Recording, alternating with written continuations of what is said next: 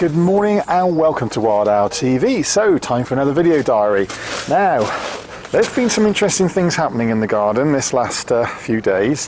One of the things that unfortunately has happened is a fox has raided the duck's nest.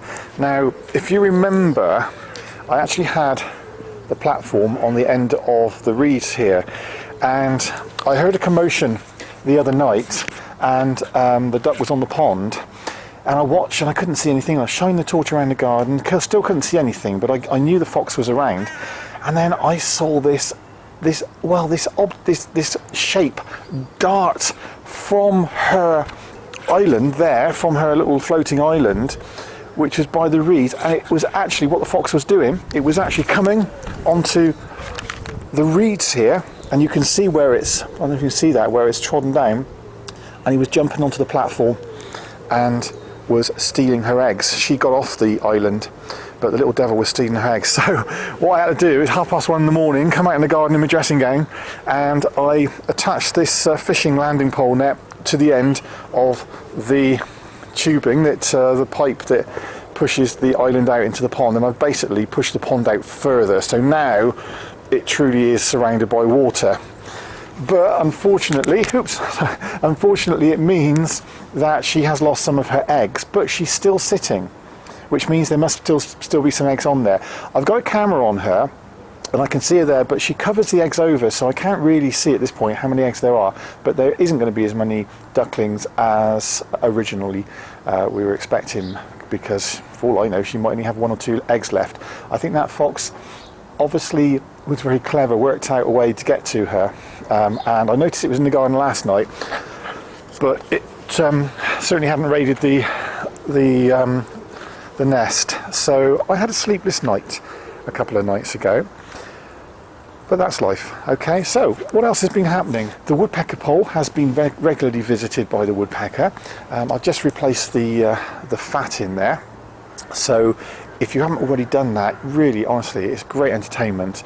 There are all sorts of birds around, but one of the most interesting things that is happening is in here. Now, this is Jazz's, my tawny owl's, old aviary, and I've now made it into a bit of a storeroom.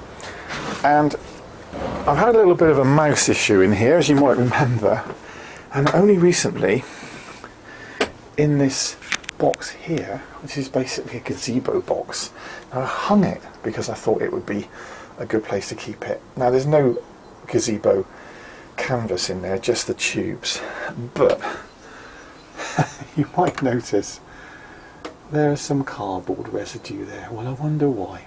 Because the blooming mouse has got inside and has made a nest in the end of the gazebo. So I would imagine a mouse is just about in there at the moment, listening to me talking to you. But not only that, but I also put this bumblebee house in here. And can you see these stones near the entrance? That's not by accident. That has been put there by a wood mouse. And let's have a look inside. I don't know if there's anything in here. There you go. Now, this was only had hay in there. But look what the mouse is doing.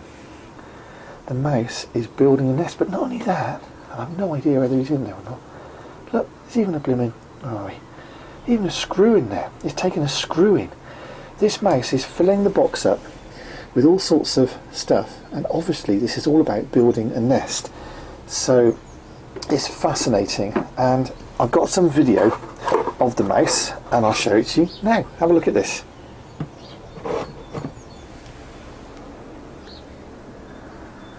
So as you can see, this mouse is very busy at the moment in the shed, and he's coming and going.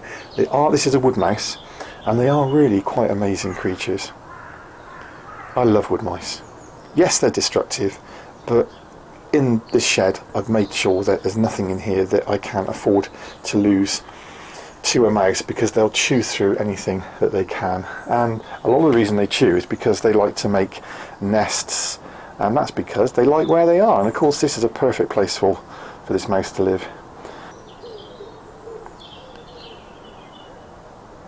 People tend to put down poison in traps for mice, but you can't stop mice. You're always going to have a problem with mice, and my feelings are just encourage them in places where you can tolerate them, as I am here, and you really, really will enjoy them. They're really great fun.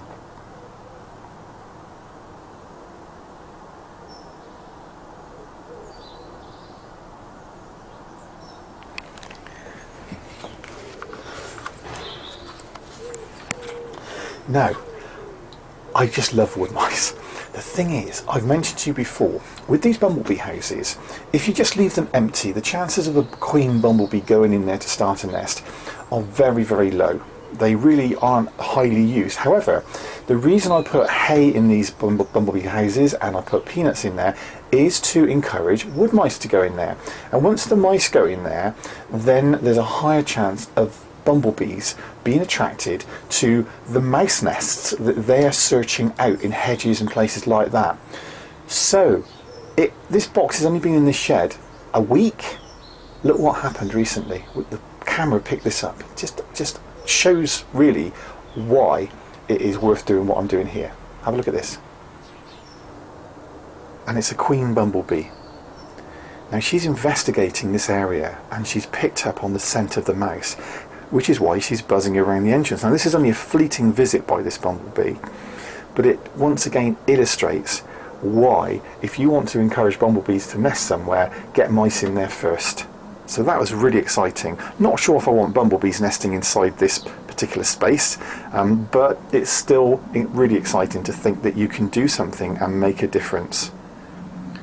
And this is what a wildlife garden is all about. It's all about engaging and changing and offering things in the garden and in a way manipulating opportunities, but they're all positive opportunities to help all sorts of wildlife.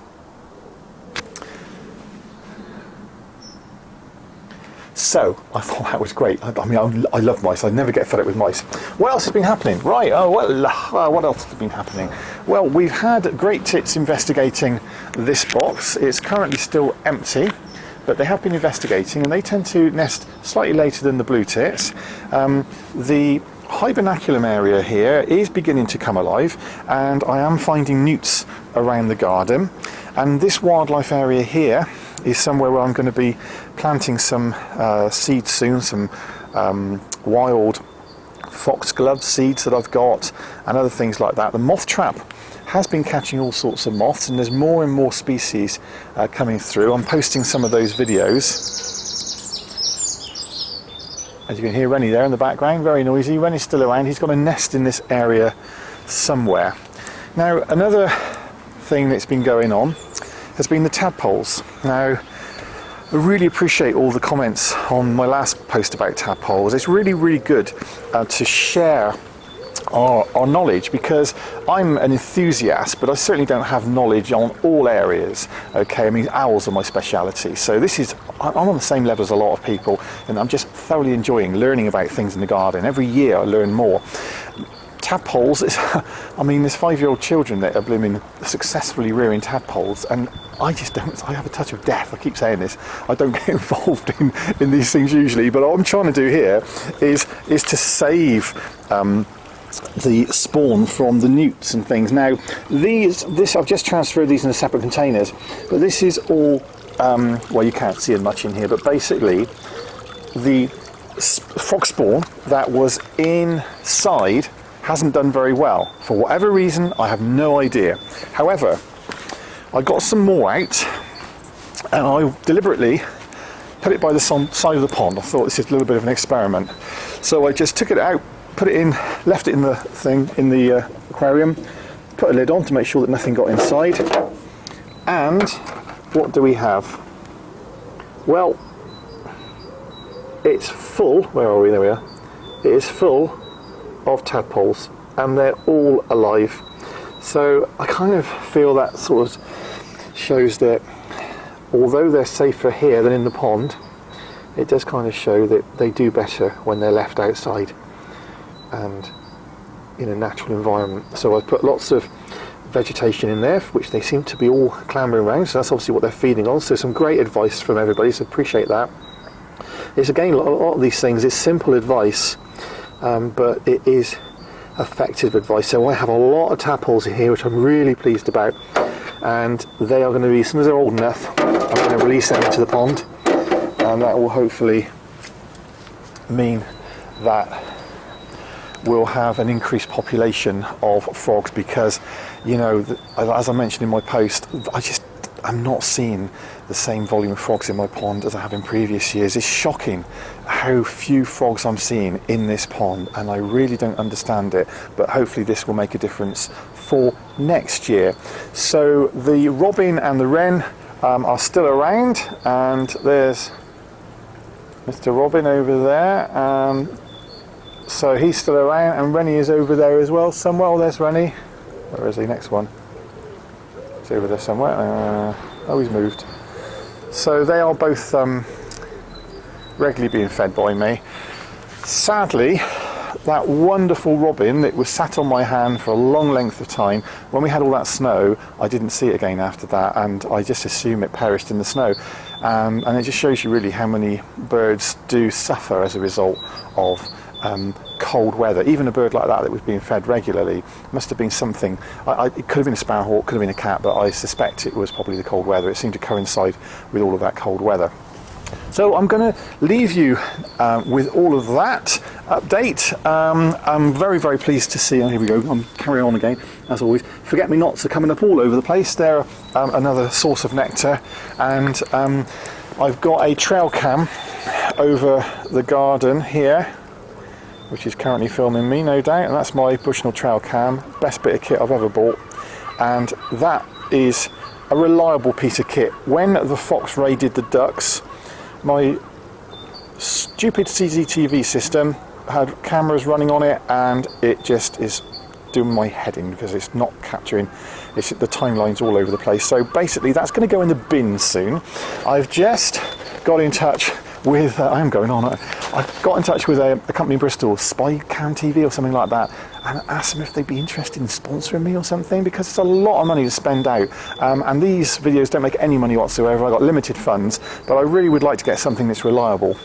So if you know anybody in the company, drop them a line and just say, we know that guy, he does a lot of videos, and it's worth you getting involved with him, because it's all about wildlife awareness. But I'm and ahhing whether I want to spend £400 or £500 on a system. I don't think so. So I'm continuing with what I've got. So there we go anyway. Well, I am going to finish now, and I'm going to feed the birds. So just finally, to show that Duckie is on her nest, I'll leave you with an image of, well, a mallard duck that has had some trials and tribulations this last few weeks, but Uncle Ian is doing his best to keep her safe, and hopefully we'll get some ducklings from it in the end. She's certainly a lot safer now. I'm very happy there. Thanks for watching Wild Owl TV.